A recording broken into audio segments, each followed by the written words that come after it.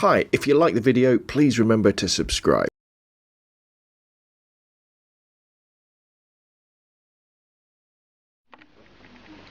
Hi, I'm Rob from robandphoto.com, and today we're going to be having a quick look at the Olympus XA2. What would you call it? Well, it's a compact 35mm film camera,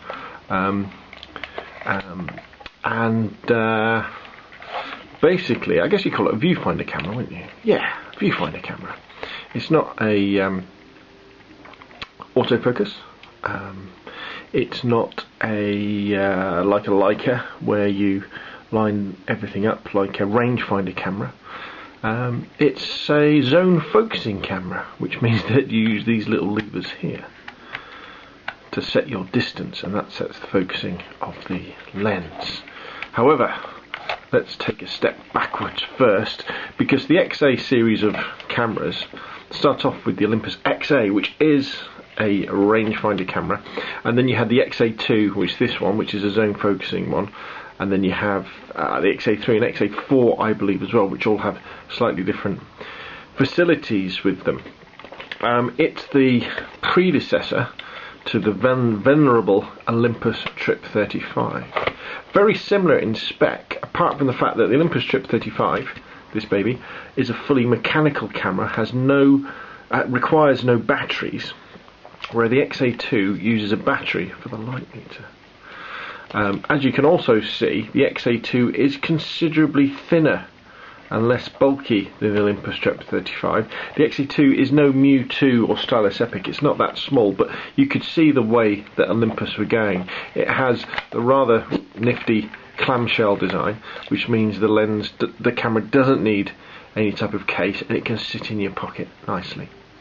It features a rather nice, sharp little Olympus Zuiko 35mm lens, which is slightly wider than the Trip 35, but nothing to really notice, with a maximum aperture of f3.5.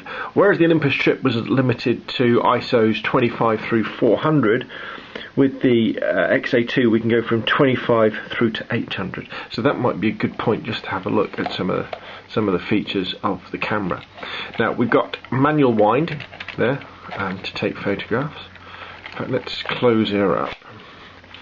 So to take a shot, I haven't got any film in it, so we won't be able to do that. But basically, if we look on the outside, we have our tripod mount on the bottom. We have our battery check, so we can flick that around. We also have a self timer, which is useful and something the Trip 35 doesn't have. The red light on the front, that's for the self timer. And then on the top we have the shutter release, the manual winder, the little window that tells you which frame you're on, and that's the film rewind spool as well. Now they do have a bit of a hair trigger, the XA2. It's an electronically triggered shutter, so when you want to take a picture, as soon as you put any pressure on that little red button there, it will take the shot. Now let's open the camera up and start off with, let's look over here on the camera's right or left as you look on the screen, which is our zone focusing little buttons, and we can have it all the way down the bottom for kind of close-ups of people, full body shots of people in the middle, and away to infinity at the top. When you close this clamshell, it automatically goes back to the middle. Down at the bottom you might just be able to see the ISO settings I was talking about earlier, 25 through 800, and there's also a little switch for the flash as well. Often you'll get a nifty little flash that comes with these cameras that kind of bolts on the side. Unfortunately, the example I got with mine doesn't work, so I haven't bothered showing you on the video. But it adds a little bit more bulk. But again, because we have an electronic shutter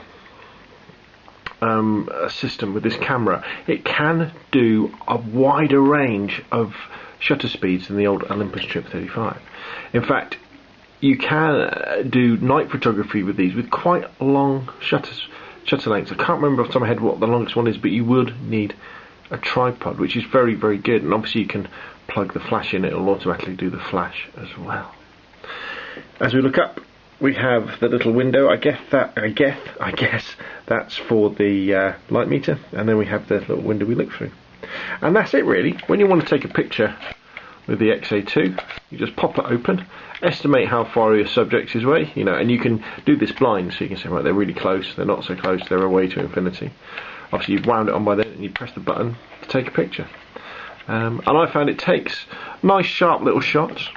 I appreciate the fact that it's smaller and slips in your pocket a lot better than the Olympus Trip 35. I'm always a little bit nervous about older film cameras that require batteries. Not because I think they're unreliable or anything, but because the batteries add that little bit of extra cost. And you know that if you don't use them very often, if you only use this camera once a year, when you pick it up and use it, there's a good chance the battery could all be flat. Whereas the Olympus Trip 35 is always ready. But I've been very impressed by the XA2. I've enjoyed shooting with it over the last month or two. It's produced some rather nice shots. Yeah, I'm looking forward to including it in my camera collection and shooting with it whenever I have a chance. So there we go. My name's Rob from roblandphoto.com. You'll see a few example photos on the video now, and that's my little kind of mini review of the Olympus XA2. Look out for them at thrift stores, charity shops, car boots, and on eBay. Snag one and you won't be sorry. Thanks for watching.